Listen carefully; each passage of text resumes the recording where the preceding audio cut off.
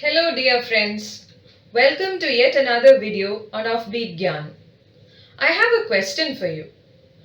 Do you think that women are expendable? Statistics indicate that women are indeed expendable. I teach in a rural women's college in South India, and since the lockdown began in 2020, I have found that some of my students are consistently missing in the online classes that I conduct. I have tried to contact them over the phone, and I have been unable to establish contact with some of them. I came to know that some of them do not have even the basic mobile phones, not the smartphones, the basic tap ones. And that is something that has led to such a huge dropout rate in classrooms across India. This is an alarming statistic and something that all of us should be gravely concerned about. But in this particular video, I am going to talk about disaster patriarchy. What is disaster patriarchy? What constitutes disaster patriarchy? The impact of disaster patriarchy on the lives of millions of girls and women in India and across the world.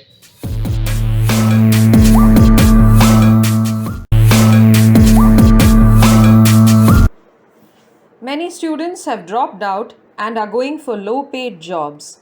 Some have been married off, and there is no information about some of them. These students are not aware of new technological developments. They do not have access to devices or digital media that can empower them to acquire education and the chance of a better life. The digital divide is growing into a yawning chasm. Gender discrimination in providing phones and access to internet connectivity to children, especially girls, in remote and inaccessible areas of India is being sadly neglected. Divya Trivedi's report in the January 2021 issue of the Frontline says that 10 million girls in secondary schools are at risk of dropping out of school because of the COVID-19 pandemic. Studies on the impact of COVID on girls' education conducted by the NGO CBGA or Center for Budget and Governance Accountability point out the alarming gender gap prevalent in India.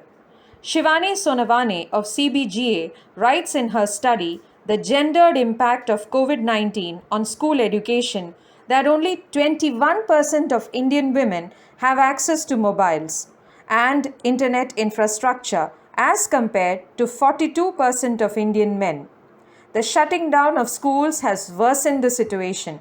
For many children and adolescents, schools and colleges are avenues of short-term relief and refuge from problems at home. But the pandemic and the ensuing lockdowns have put a stop to that possibility. The raging COVID pandemic has unleashed a wave of new and terrifying problems for millions of women across the globe. Women have always been considered expendable, but the pandemic has eroded years of sustained effort and hard-won rights of freedom of life, of choice, of mobility, of space, and of thought for women across the world. It is in this context that the term disaster patriarchy gains immediacy. The term disaster patriarchy was first used by Eve Ensler, the American playwright, feminist activist, and founder of the 1 Billion Rising campaign. This campaign was started to end sexual violence against women, violence in all its myriad forms. The pandemic has ensured that violence against women within the home and outside will continue unabated. Eve Ensler, or V as she prefers to call herself, used the term disaster patriarchy in her article, Disaster Patriarchy: How the Pandemic Has Unleashed a War on Women, published in the June 2021 issue of The Guardian. V defines disaster patriarchy as a process where men exploit a crisis to reassert control and dominance and rapidly erase hard-earned women's rights. Rachel E. Luft had earlier used the term racialized disaster patriarchy to refer to the plight of African American women 10 years after Hurricane Katrina ravaged New Orleans in USA. Women across the world have been the worst affected victims of the COVID pandemic, bearing the brunt of family and childcare, along with sharing the burden of making ends meet in a devastating period of economic insecurity, medical failure, and unprecedented healthcare issues. The situation of girls and women has become worse in the years of the pandemic. The March 2021 report in the Times of India speaks of domestic violence against women rising to alarming levels in India during the lockdown. Women were trapped at home with their abusers, and this increased the number of domestic violence cases.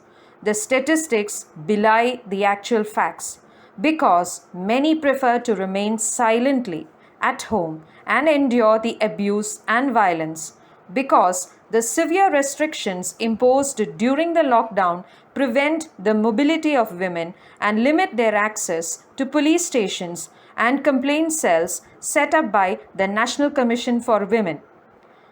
We uses the word intimate terrorism to refer to domestic violence.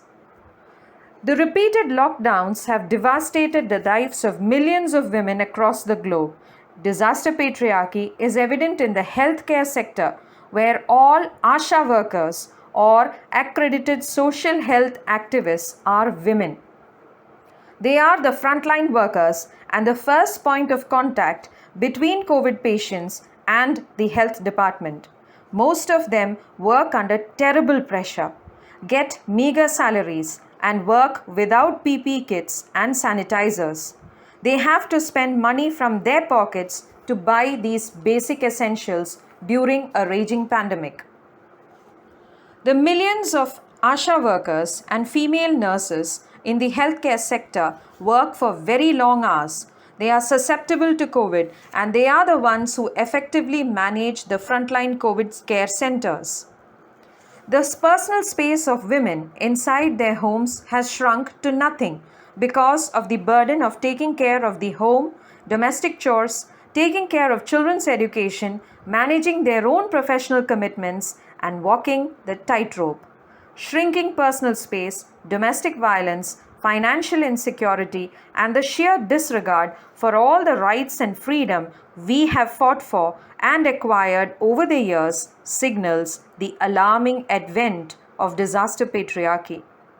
Parents, teachers, the community, and the state have to work hard and in unison to combat disaster patriarchy and ensure that women are not expendable. Thank you.